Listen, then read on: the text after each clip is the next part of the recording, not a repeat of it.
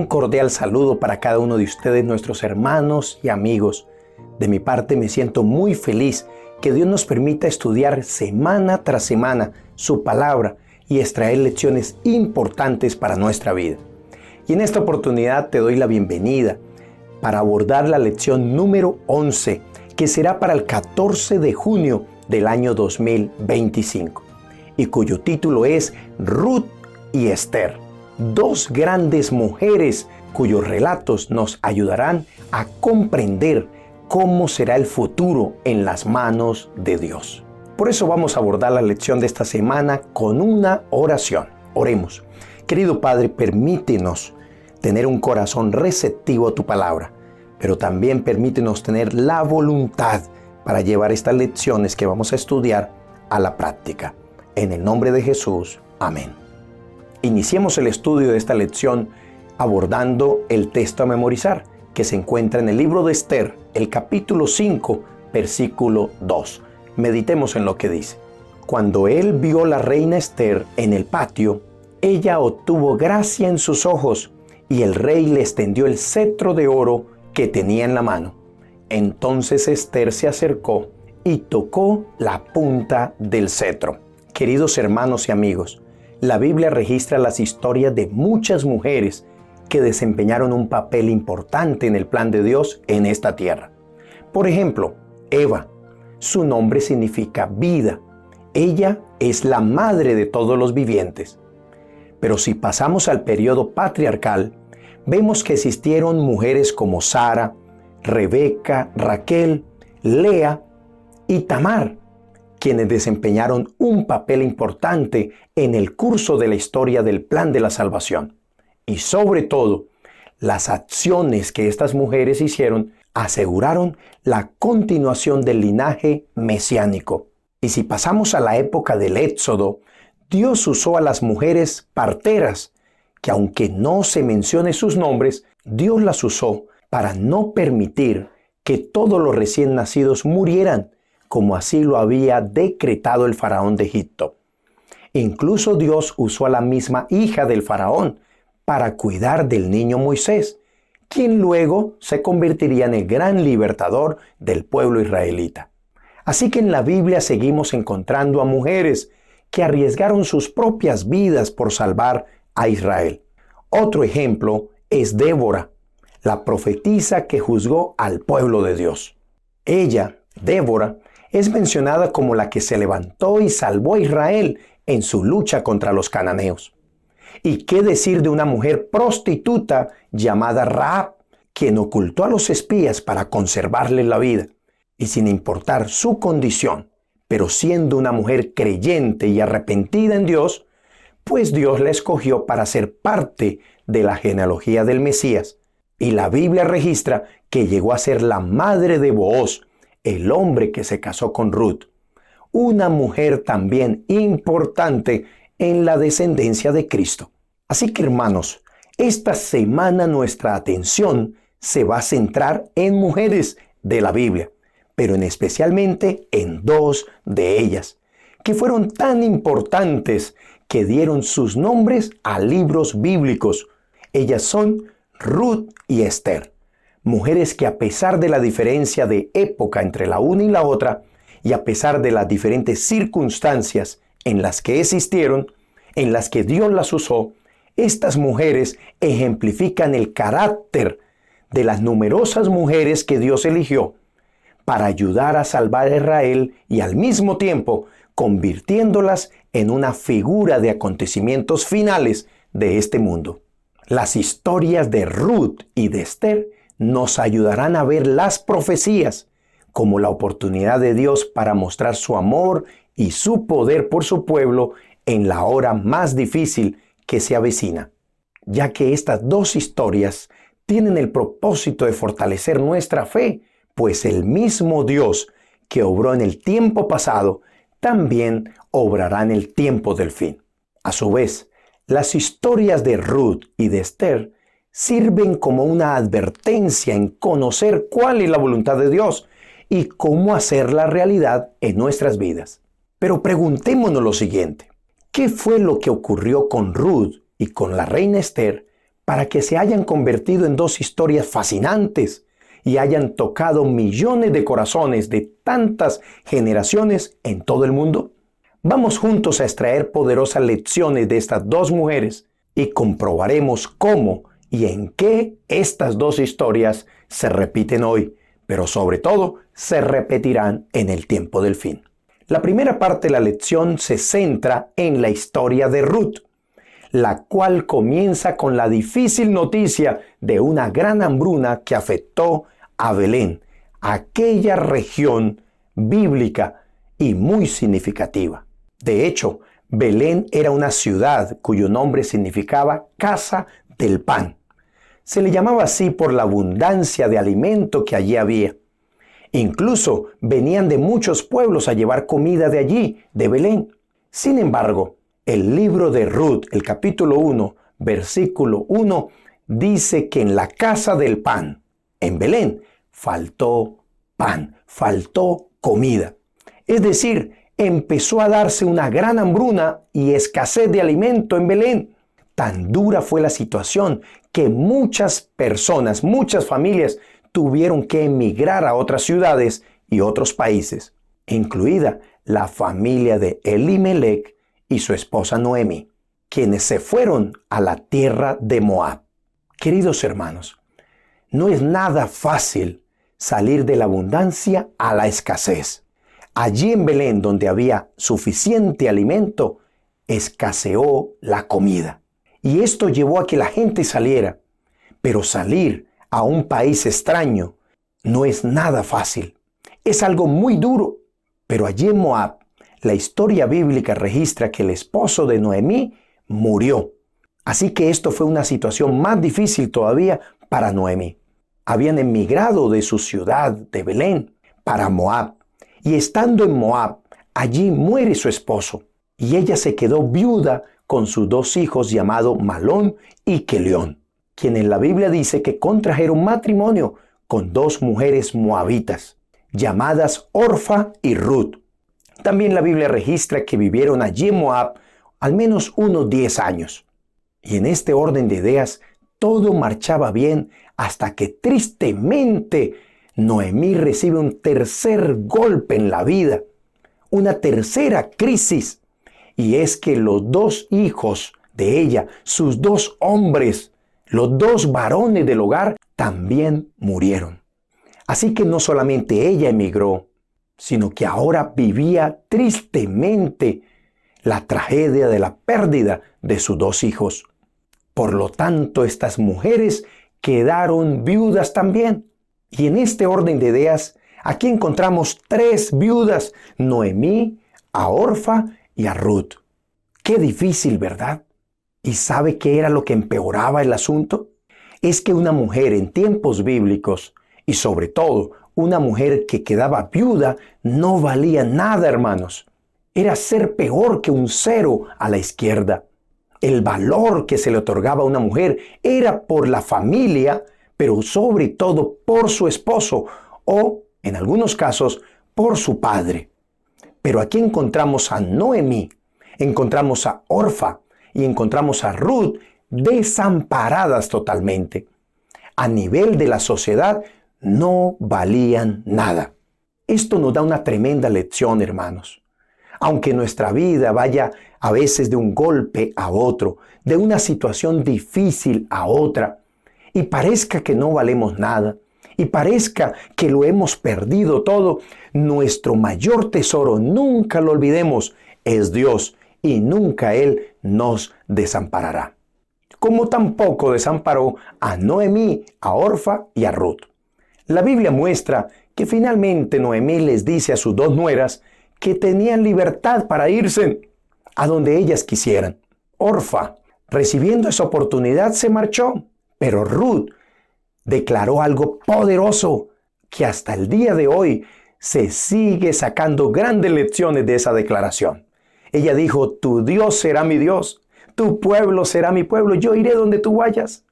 Así que Ruth se volvió una aliada, más que una nuera, una aliada del plan de la salvación, de la lucha, de la perseverancia con su suegra Noemí.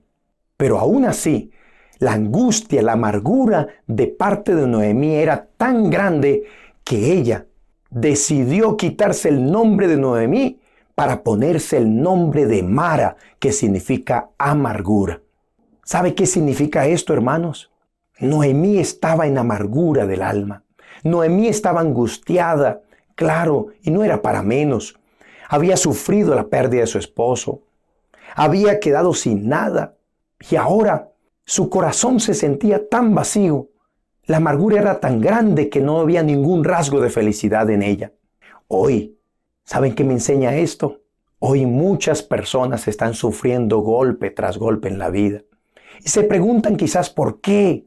Hasta llegan a sentir que Dios les abandonó. Pero yo quiero decirles, a la luz de la historia bíblica, se muestra de principio a fin que Dios nunca abandona a sus hijos.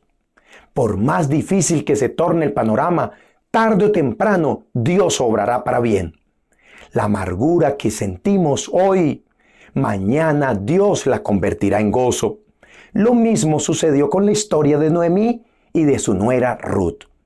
Aunque ellas quedaron desamparadas a nivel de la sociedad, Dios tenía un plan maravilloso para ellas.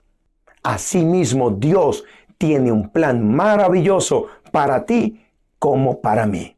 Y es que si seguimos analizando la historia de Noemí y de Ruth, cuando ellas quedan viudas, no podían tomar posesión de las tierras de sus maridos, pues la ley civil demandaba que solo un pariente cercano al fallecido, en este caso a los fallecidos, podían redimirlas.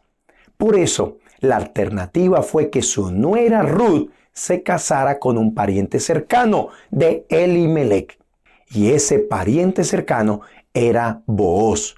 ¿Y sabes por qué esta historia recobra relevancia para nosotros quienes vivimos en el tiempo del fin?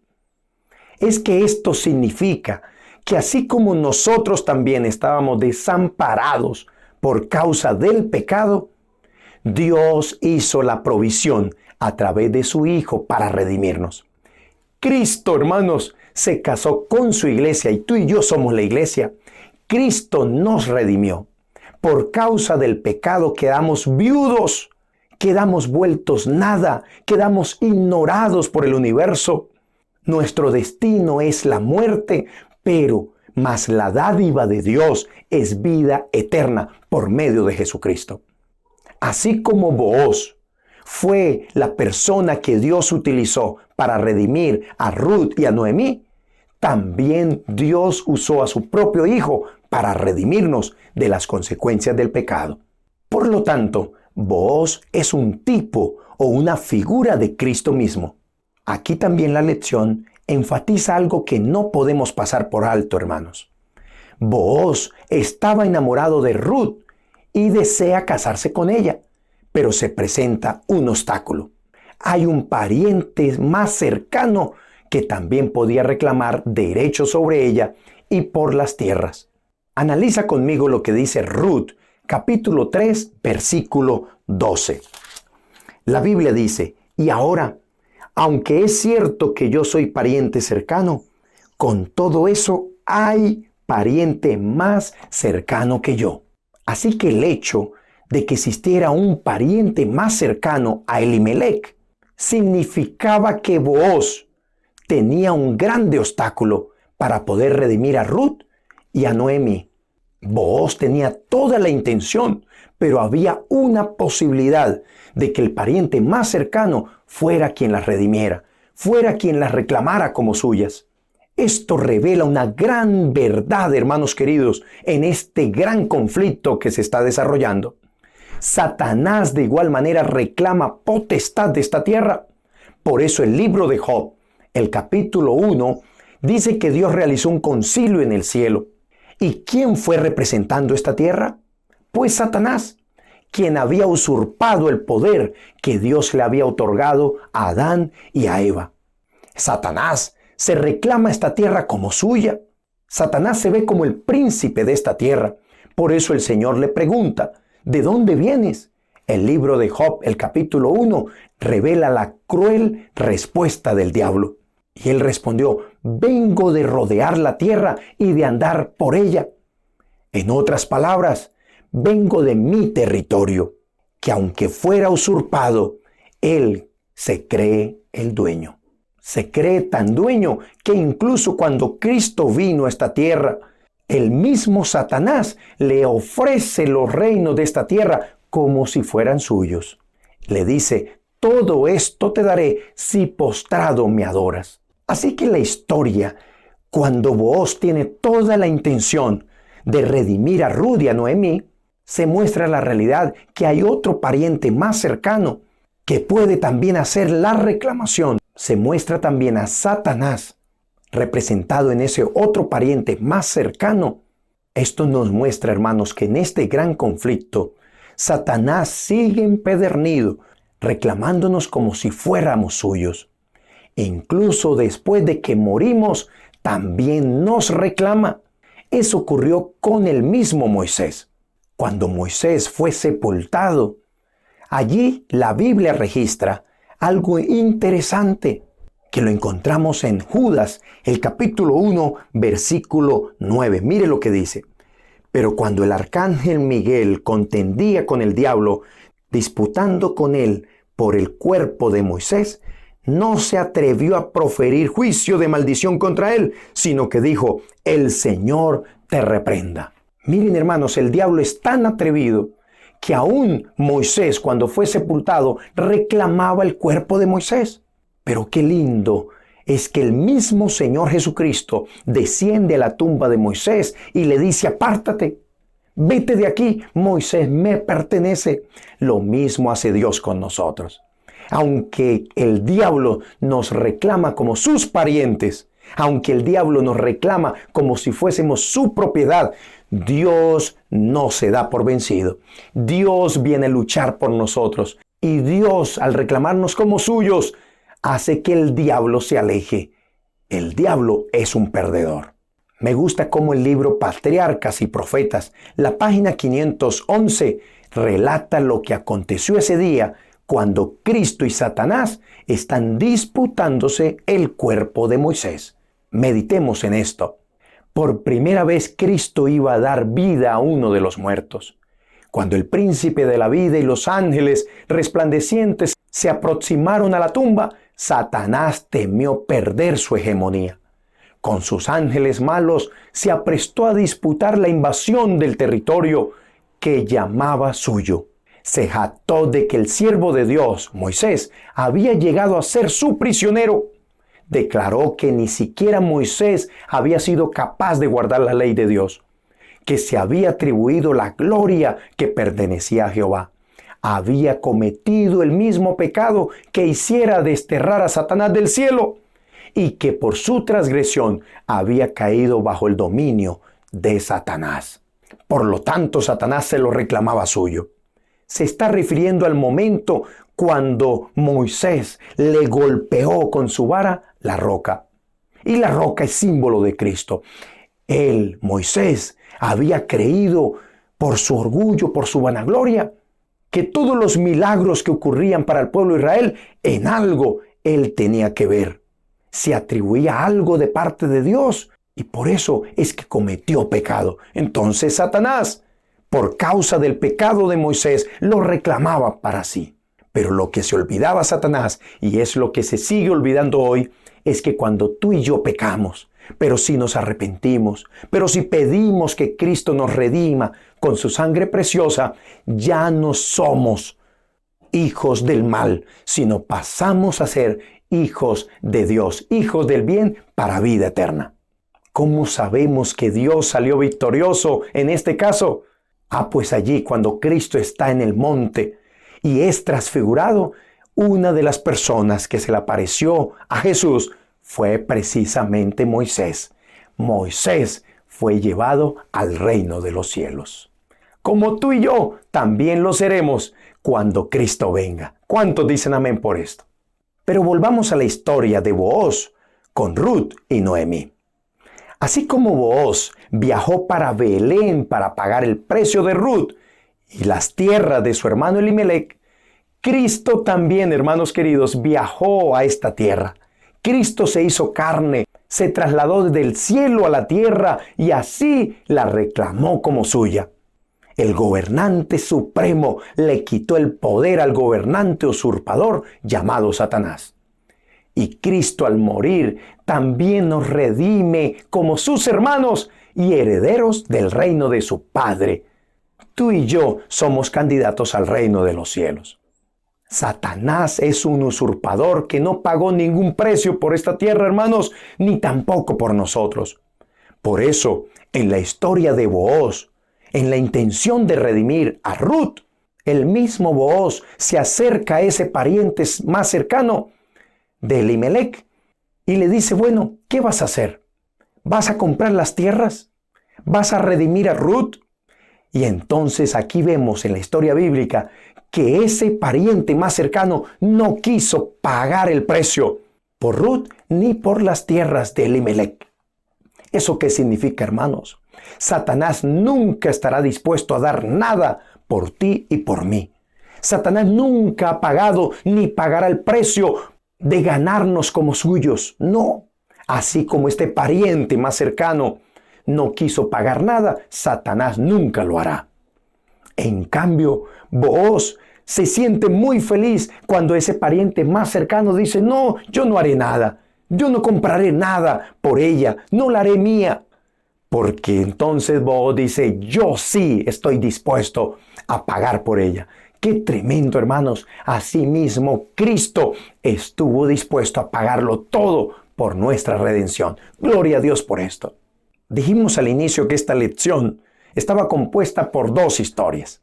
Ahora pasemos a la segunda historia de la lección de esta semana. Y es la historia de la reina Esther. Esta historia resulta inspiradora y a la vez desafiante a la luz del plan de la salvación. Todo lo que ocurre en esta historia depende de la astucia de Mardoqueo, quien se desempeñaba como un cortesano. Pero también depende de la belleza y valentía de la reina Esther. Esta historia se da en un ambiente como el actual. La gente se estaba olvidando de Dios y se estaba volviendo más secular y mundana. Mientras que Esther es reina, el pueblo judío está amenazado de muerte y parece que los malvados se salen con la suya.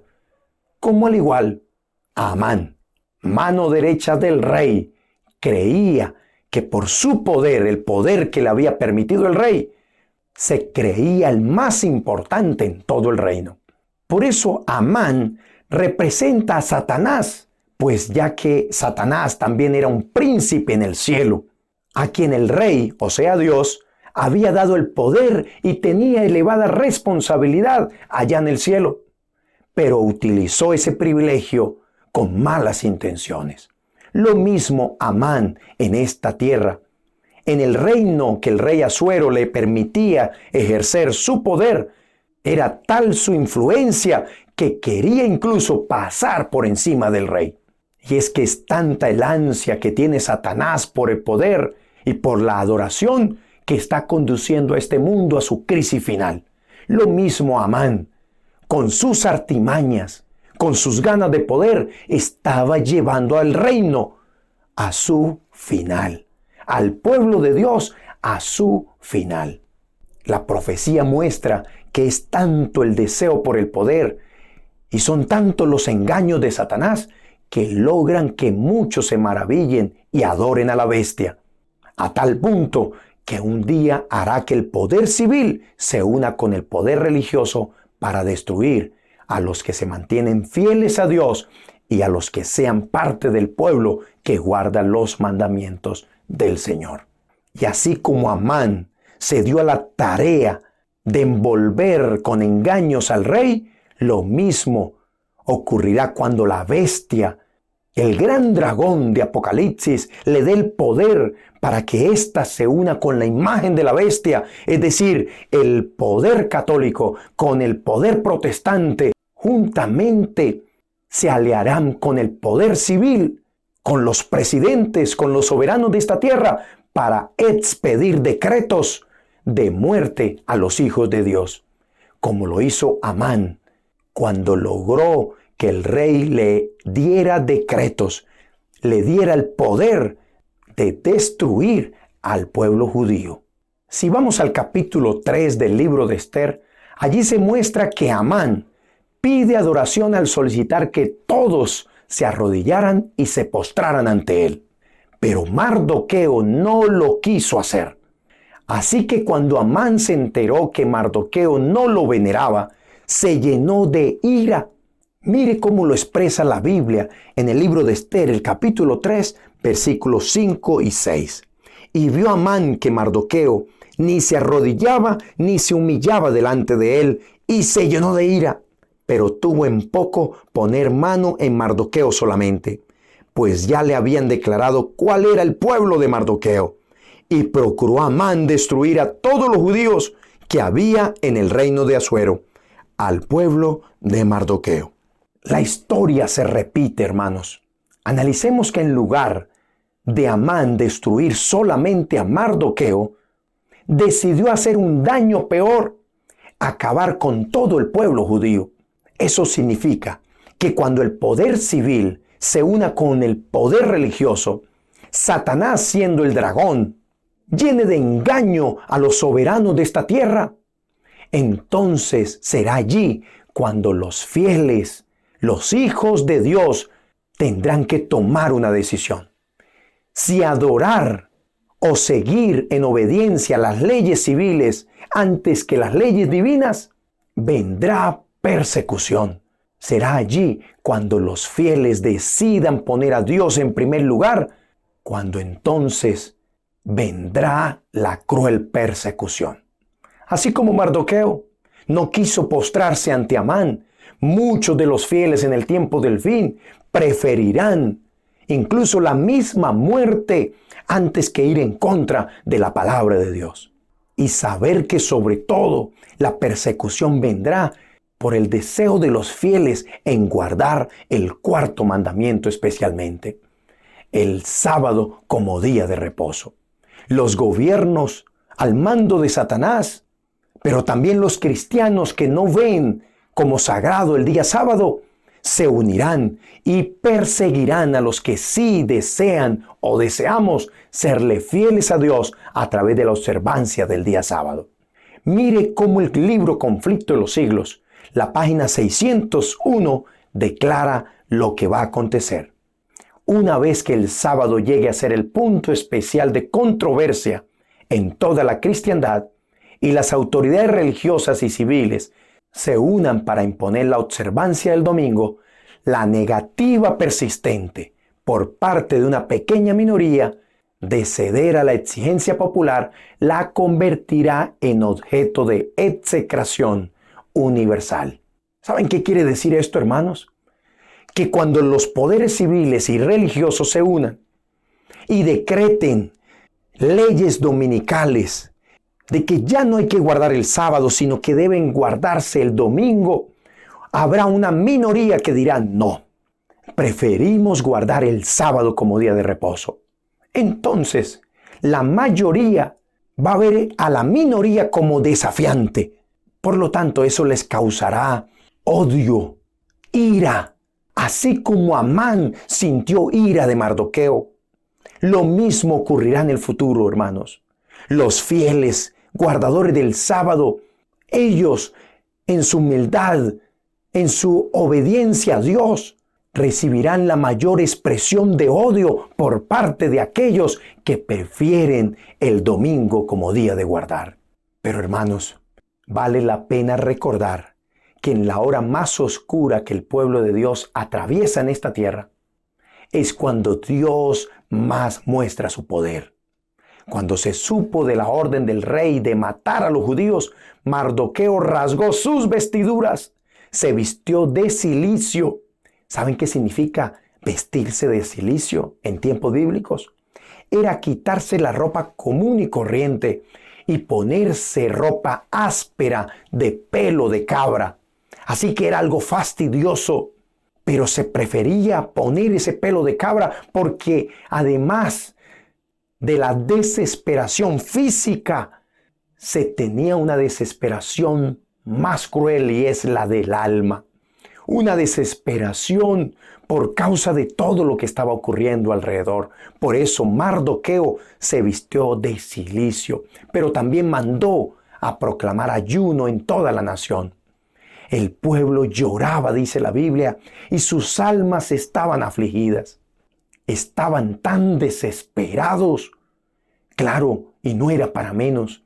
El decreto por parte del rey era muerte a todos los judíos. Cuando la minoría en el tiempo del fin esté guardando el sábado y la mayoría diga ya no hay que guardarlo, hay que guardar es el domingo. Cuando se den las órdenes de ir contra los cristianos que sí obedecen a Dios, cuando se dé la orden de matarlos, cuando se dé ese decreto a muerte para aquellos que se mantengan fieles a Dios y no se postren ante las leyes dominicales que vendrán, habrá aflicción, habrá desesperación, sí, hermanos, pero es allí donde debemos recordar que el mismo Dios que ha obrado en el pasado también obrará en ese tiempo. ¿Cuántos dicen amén? Mis hermanos queridos, cuando abordamos la profecía, cuando estudiamos la profecía, podemos verla desde dos puntos de vista. Número uno, atemorizarnos y llenarnos de miedo al ver todo lo malo y terrible que vendrá para los que se mantengan o nos mantengamos fieles. O número dos, ver que en la hora más oscura y terrible que vendrá para este mundo, para los fieles, Dios intervendrá poderosamente y librará a sus hijos, nos librará a nosotros. Así que tenemos esas dos alternativas. Hay quienes, cuando predican de las profecías, solamente hablan de la hora terrible, solamente hablan de lo duro que enfrentaremos los hijos de Dios cuando salgan esas leyes dominicales con decreto a muerte. Pero se olvidan de mirar también la profecía como el momento preciso, el momento ideal cuando Dios intervendrá librando a su pueblo.